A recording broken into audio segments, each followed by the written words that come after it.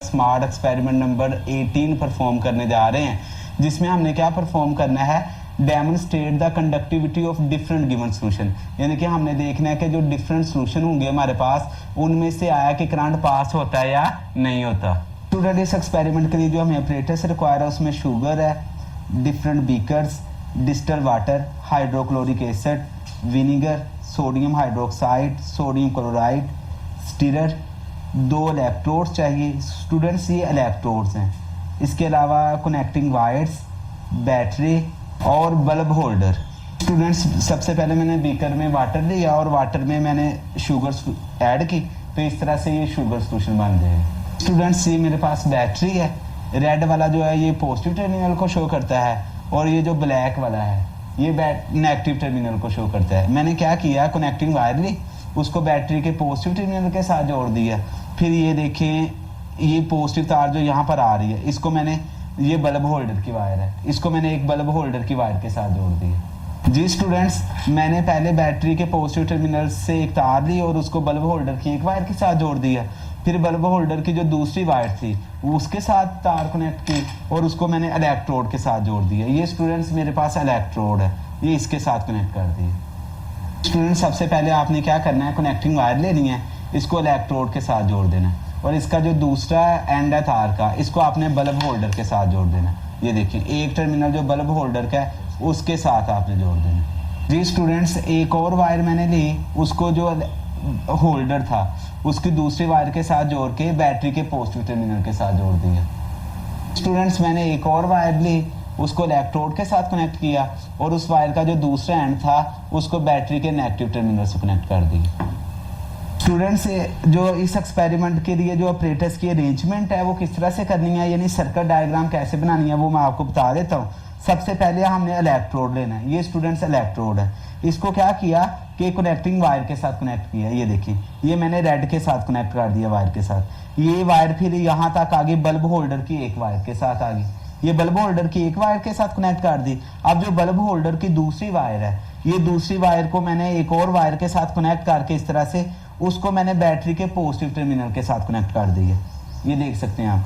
फिर जो बैटरी का नेगेटिव टर्मिनल था उससे एक और वायर ली और उसको मैंने दूसरे इलेक्ट्रोड के साथ डिप कर दिया। तो इस तरह से मेरे पास सर्किट कंप्लीट हो गया। फिर सुन लें, इलेक्ट्रोड लेना है, उसको आपने कनेक्ट कर देना है एक वायर के जरिए से बल्ब होल्डर की एक वायर के साथ, और जो बल्ब होल्डर की दूसरी वायर है उसको कनेक्ट कर देना है बैटरी के पॉजिटिव टर्मिनल के साथ, और जो बैटरी का नेगेटिव टर्मिनल है उसको कनेक्ट कर देना एक दूसरे इलेक्ट्रोड के साथ। अब ये जो 2 इलेक्ट्रोड हैं स्टूडेंट्स, इनको बारी बारी हम डिफरेंट सोल्यूशन में डिप करेंगे। अगर तो हमारे पास इलेक्ट्रिक जो बल्ब है वो ऑन होगा तो वो, इसका मतलब है वो इलेक्ट्रिसिटी को कंडक्ट करेगा। अगर बल्ब ऑन नहीं होगा तो इसका मतलब है वो सोल्यूशन इलेक्ट्रिसिटी को कंडक्ट नहीं करेगा।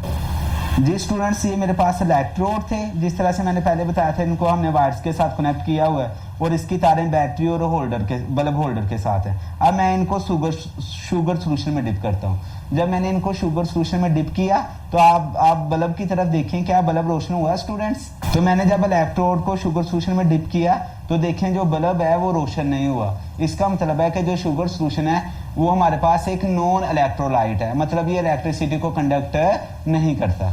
जी स्टूडेंट्स, अब मैं दूसरे बीकर में डिस्टिल्ड वाटर ले लूँगा। ये मैंने बीकर में डिस्टिल्ड वाटर ले लिया। अब इसमें मैं इलेक्ट्रोड डिप करूँगा। अगर तो बल्ब रोशन हो जाता है इसका मतलब है डिस्टिल्ड वाटर जो होगा वो इलेक्ट्रोलाइट होगा, अगर नहीं होगा तो इसका मतलब है डिस्टिल्ड वाटर इलेक्ट्रोलाइट नहीं होगा, मतलब ये इलेक्ट्रिसिटी को कंडक्ट नहीं करेगा। स्टूडेंट्स, मैंने बीकर में डिस्टिल्ड वाटर ले लिया। अब मैं इसमें दोनों इलेक्ट्रोड डिप करूंगा। ये मैंने इलेक्ट्रोड डिप किए।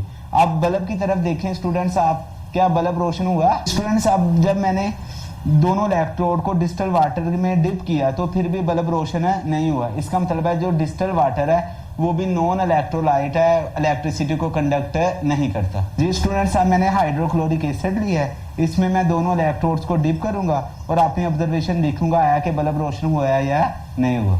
फ्रेंड्स, ये हाइड्रोक्लोरिक एसिड है, इसमें मैंने दोनों इलेक्ट्रोड्स को डिप कर दिया है। अब मैं बल्ब को देखता हूँ आया कि बल्ब रोशन हुआ है या नहीं हुआ। ये देख जी स्टूडेंट्स, देखें जब मैंने हाइड्रोक्लोरिक एसिड में इलेक्ट्रोड डिप किए थे तो आप देख सकते हैं कि जो इलेक्ट्रिक बल्ब है वो रोशन हुआ है, वो लाइट दे रहा है। तो इसका मतलब है जो हाइड्रोक्लोरिक एसिड है वो स्ट्रॉन्ग इलेक्ट्रोलाइट है, क्योंकि इससे जो बल्ब है वो तेज रोशनी के साथ रोशन हुआ है। एंड इसी तरह अब हम डिफरेंट सोल्यूशन लेंगे, सोडियम क्लोराइड का सोल्यूशन लेंगे, उसमें इलेक्ट्रोड डिप करेंगे और बल्ब को देखेंगे कि वो रोशन होता है या नहीं होता। इसी तरह हम सोडियम हाइड्रोक्साइड का सोल्यूशन लेंगे और बल्ब को देखेंगे रोशन होता है या नहीं होता। तो अगर रोशन होगा तो वो स्ट्रॉन्ग इलेक्ट्रोलाइट होगा, अगर नहीं होगा तो फिर वो इलेक्ट्रोलाइट नहीं होगा। स्टूडेंट, हमने एक्सपेरिमेंट नंबर 18 परफॉर्म किया है जिसमें हमने कंडक्टिविटी देखी है डिफरेंट सोल्यूशन की। तो इसके लिए हमने ऑब्जर्वेशंस क्या नोट की। नंबर 1, हमने डिस्टिल्ड वाटर लिया, ये नेम ऑफ सोल्यूशन है, ये कंडीशन ऑफ बल्ब है, और एंड वाला कॉलम है रिजल्ट इलेक्ट्रोलाइट है या नॉन इलेक्ट्रोलाइट है। तो सीरियल नंबर 1 में मैंने फर्स्ट नंबर पर क्या किया था, डिस्टिल्ड वाटर लिया, उसमें जब मैंने इलेक्ट्रोलाइट डिप किए तो कोई लाइट ऑन नहीं हुई, तो इसका मतलब है जो डिस्टिल्ड वाटर है वो नॉन इलेक्ट्रोलाइट है। दूसरे नंबर पर शुगर सोल्यूशन लिया, उसमें मैंने इलेक्ट्रोड्स डिप किए तो कोई लाइट नहीं ऑन हुई, तो इसका मतलब है कि जो शुगर सोल्यूशन है वो भी नॉन इलेक्ट्रोलाइट है। फिर थर्ड नंबर पर सोडियम क्लोराइड लिया गया, उसमें जब हमने इलेक्ट्रोड डिप किए तो लाइट जो बल्ब ने लाइट दी ऑन की, तो इसका मतलब है वो स्ट्रॉन्ग इलेक्ट्रोलाइट है। 4 नंबर पर हमने विनीगर सोल्यूशन लिया, उसमें जब मैंने इलेक्ट्रोड डिप किए तो डिम लाइट प्रोड्यूस हुई, इसका मतलब है जो विनीगर है वो एक वीक इलेक्ट्रोलाइट है। 5वें नंबर पर हाइड्रोक्लोरिक एसिड लिया, उसमें जब इलेक्ट्रोड को डिप किया तो जो बल्ब है उसने लाइट प्रोड्यूस की, इसका मतलब है वो स्ट्रॉन्ग इलेक्ट्रोलाइट है।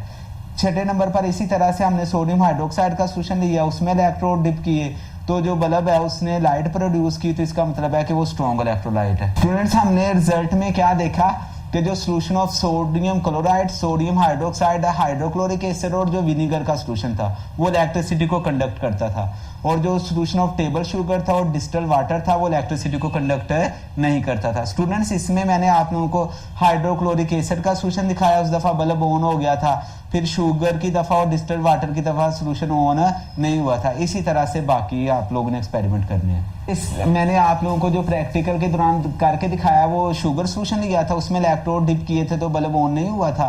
फिर मैंने डिस्टिल्ड वाटर लिया, उसकी दफ़ा भी बल्ब ऑन नहीं हुआ था। बाद में मैंने हाइड्रोक्लोरिक एसिड लिया था, उसकी दफ़ा बल्ब ऑन हो गया था। बाकी भी इसी तरह मैंने परफॉर्म किए, तो उनका जो रिजल्ट है वो मैंने आपके सामने लिख दिया।